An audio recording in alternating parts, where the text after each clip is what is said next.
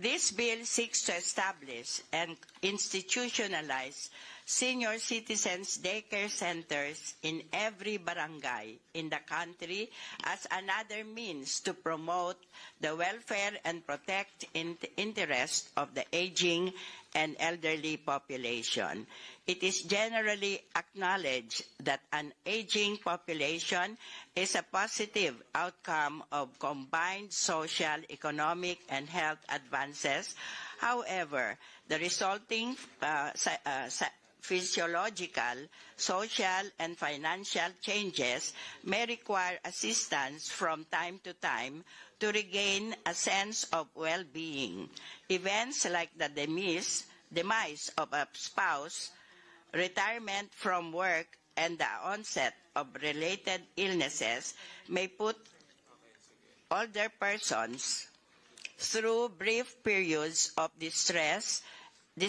External support or help may be needed to bring relief and expedite adjustment.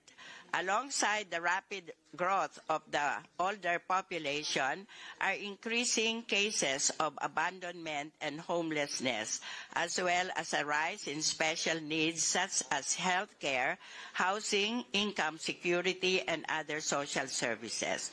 While Filipino culture and the 1987 Constitution dictate care for our elderly, and the family has the primary responsibility to do so, it is incumbent upon the state to provide additional resources and support. Current national government institutions providing housing for abandoned or neglected senior citizens are insufficient to address the needs of numerous aging Filipinos.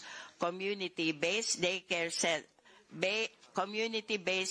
centers can serve as daytime venues for senior citizens living at home who need recreational, educational, health, and or other socio-cultural programs. This bill seeks to create barangay-level service senior citizens daycare center as a community resource and a means of ensuring elderly programs and services can be accessed by senior citizens, their families, and caregivers.